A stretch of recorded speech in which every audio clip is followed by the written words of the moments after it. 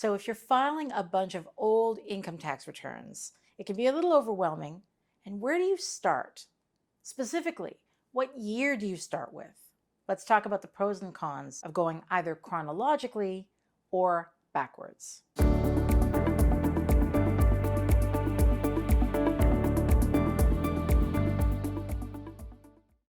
Obviously, when you're going to put together a bunch of income tax returns, it's useful to go one to the next. You want to start with one year, do the next year, do the next year. But you can either start with the oldest and go forward or go chronologically, or you can start with the most recent and go backwards. Which one do you choose? So let's start with chronological, starting with the oldest and moving forward through time. One of the big advantages of chronological filing is that there are amounts that are kind of carry forward amounts where there's an opening balance at the beginning of a year, then there's a closing balance at the end of the year, and that closing balance at the end of the year becomes the opening balance for the next year. An example might be your RSP contribution room. You have a certain amount of room, you use a certain amount up, you have an amount left, and that becomes a starting point for the following tax year. Things like that, also education amounts, kind of have a flow from year to year. And it's more logical to start with the oldest year and let those carry forwards sort of move the way they will move.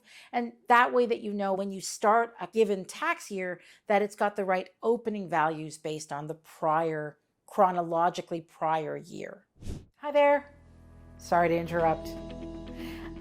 There are a lot of people who need to file old tax returns and don't really know where to start.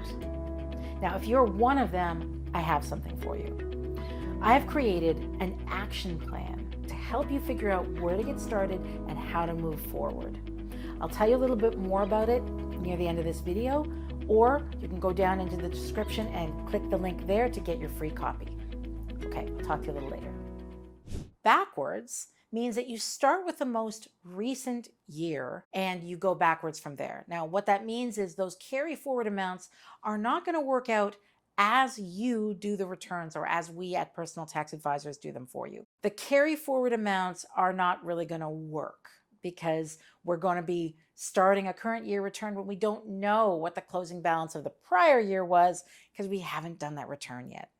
Now, this is not a make or break problem. With the Canada Revenue Agency, essentially you can file in any order, and what will happen is they will go back and make sure that all the carry forwards ultimately work. What that means, though, is that if the fact that you're working with sort of made up carry forwards, so you didn't have the prior year return, you do this year's return with sort of an estimate of what you think that RSP room is going to be or what those education amounts are going to be, and you do a return based on that, that return is going to be a little wrong. If that wrongness actually affects the outcome, what you're going to see from the Canada Revenue Agency is that when you've got everything in, they're going to go back, they're going to fix all those carry forwards so they work, and they're going to reassess each return to make it fit with the full picture of carried forward amounts.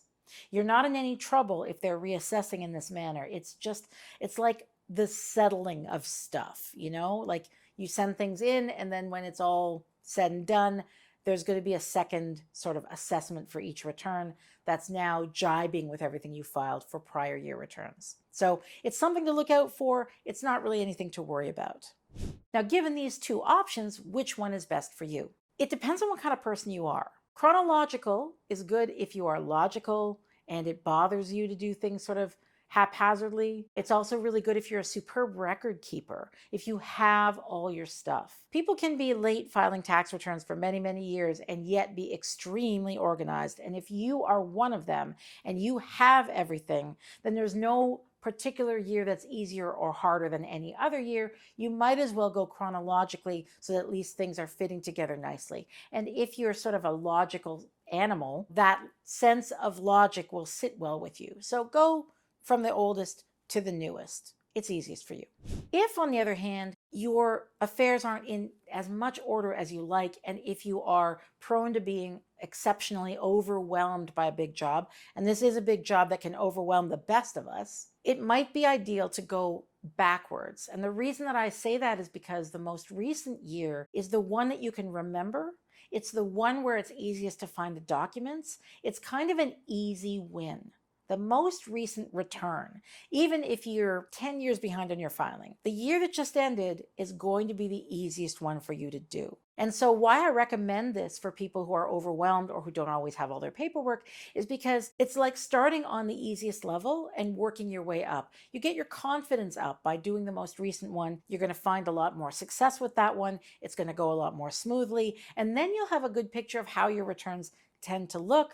And then you can move backwards. And as you go backwards, things are maybe getting a little less familiar because they're getting a little further back in time, but you're up for it because you have already established that you're able to do this, and you sort of have your benchmarks so that when you're comparing 2 years, they're making some kind of sense, and you have that sense of confidence. So the confidence booster is going backwards.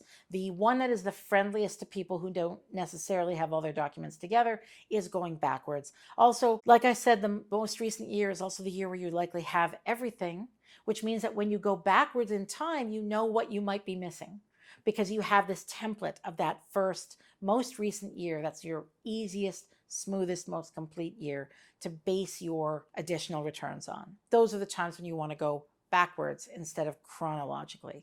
The order in which you file the returns, like send them into the Canada Revenue Agency, doesn't really matter as much in the long run. When everything is in, the outcomes will be the same either way. And the Canada Revenue Agency, they prefer to receive things chronologically because they are sort of logical and they're paperwork lovers, so they do like that better. But there's no actual prejudice against you if you're filing all out of order, just to get things in. Ultimately, it all really does work out, even if there are going to be there's going to be an assessment, and then you're going to file an older year, and they're going to reassess the newer year with a view to the information that you filed for the older year. It's a bit of a mess, but it's not your mess. You're just going to wait until all the paperwork is in and the Canada Revenue Agency has reassessed everything. It's not really a problem. It slows things down a little bit, but it's not really a problem if you want to go in any order at all. It can be completely random if you like. I would say choose either chronological or anti-chronological. That's going backwards. Choose one or the other and work your way through until you're at the end and you've got it all filed away. So I hope that helps you make a little decision about where to start, what suits you best in this process of filing old returns. If you have enjoyed this video or it's given you some comfort there, please do me a favor, give me a like and a subscribe, hit the notification bell so that you will always receive my upcoming videos about taxes for the Canadian taxpayer. I'm always looking for ways to make things a little more easy, a little more logical and stress-free for you. I'm Sunny Weiderman from Personal Tax Advisors, and I'll see you in the next one. Hey again, thanks for sticking around to the end of the video. So like I said before, I've created an action plan to help you get underway with filing your old tax returns. It's free, and you can get it by clicking the link in the description below. Whether you're going to do it all on your own or get some help, either way, it's really helpful to get things organized and to take some crucial early steps to make the entire process smoother and a lot less stressful. And I really want that for you. Being behind on your taxes can be a really painful experience, and it can be pretty overwhelming when you're right at the beginning. Click the link in the description, get your free action plan. Let that be the beginning of the end of this process.